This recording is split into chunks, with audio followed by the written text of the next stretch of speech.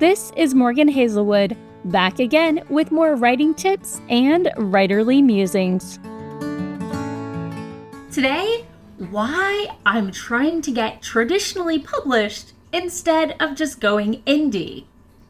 Now, I know I've answered this in drips and drabs throughout my discussions on getting an agent, but I figured I'd address this head on today. So, let's start with what is traditional publishing anyway? Traditional publishing is what gets you widespread publication and shipped to every mainstream bookstore in the country.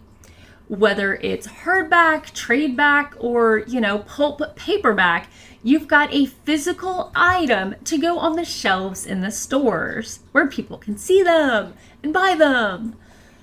There are obviously quite a few steps that go into traditional publishing, but the main parts of traditional publishing that makes it traditional are the author's advance, the physical books for sale, and the fact that it doesn't cost the author a dime. While it rarely goes this smoothly from step to step, these are the expected stages that most traditionally published authors will go through at some point or the other. Step, let's say 0. You query your drafted, revised, and polished manuscript to agents, because a lot of traditional publishers won't even look at unagented work. Step, let's say 1. An agent likes your query, asks for a full manuscript, and then offers you representation. Step 2. Your agent submits your manuscript to acquiring editors at publishing houses, tweaking the message based on insider knowledge and using their connections. Step 3, an acquiring editor, a capitalized editor to differentiate between someone who marks up your script and someone who also gets to pick manuscripts to be published by their house.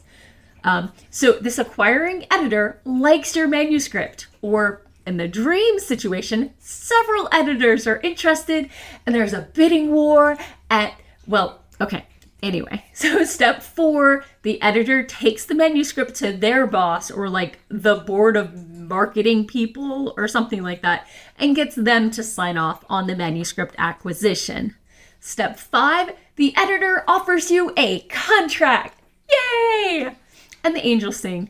Your agent in step 6 negotiates to make sure you get the best terms, working as a contract lawyer, basically specializing in book deals.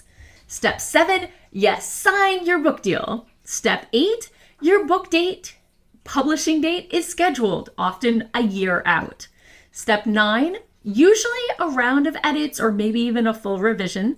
Step 10, you get to see the draft copy and make minor punctuation and spelling only level edits. Step 11, you deliver your final manuscript. Step 12, part of your advance is paid out. Some often comes before this.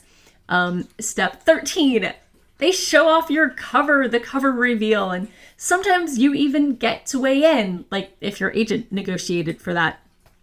Step 14, your novel is published. Happy book birthday.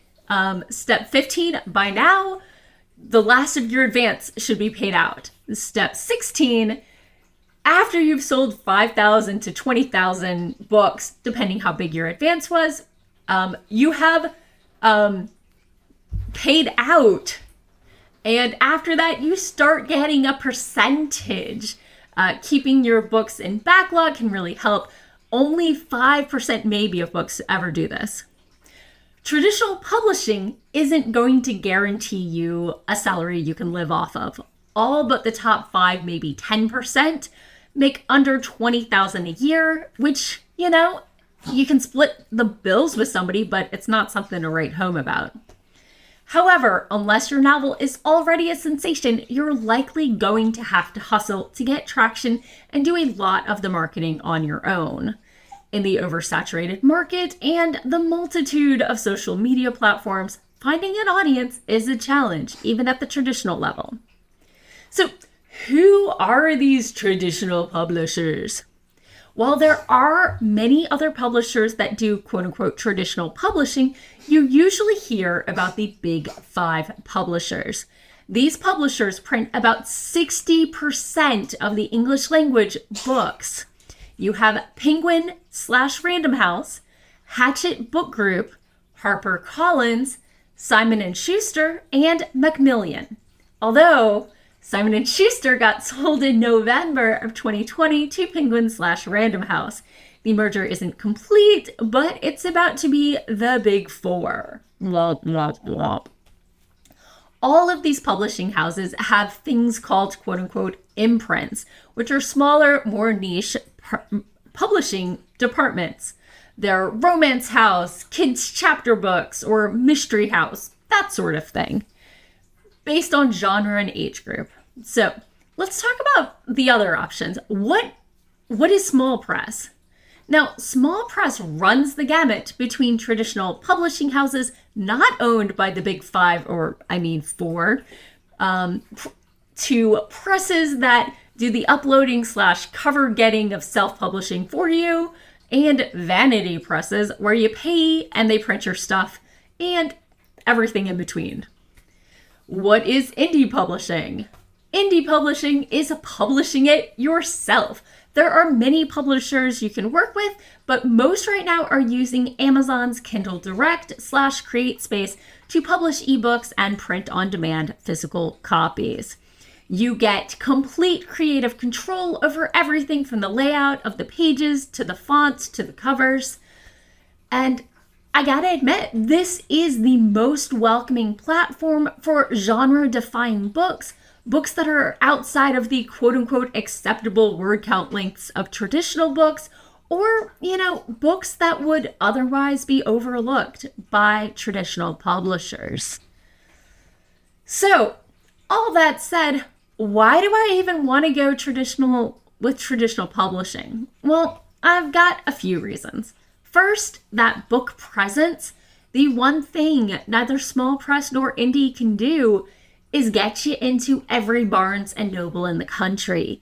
Even with a nice marketing budget, which few authors or even small presses have, all the marketing and hustle just can't get you in front of as many people, except an ebook, and that market is so crowded and overwhelmed, getting any notice requires skill, hustle, and a fork ton of good luck. The second reason I do want to go traditional is I fear not having the right hustle game. I've got a fair amount of hustle, but knowledgeable and kind with a touch of sass, which I kind of think is my image, isn't really controversial enough to get viral clickbaits.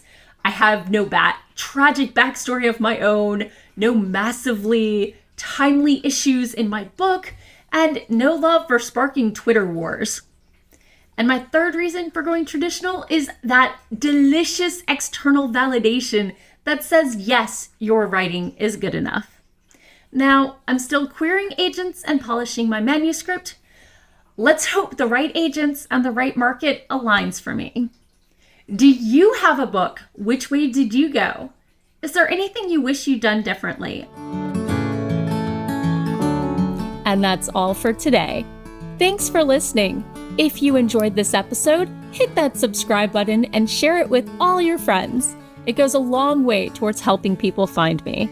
And I'll be back again next Monday with more writing tips and writerly musings. Bye-bye.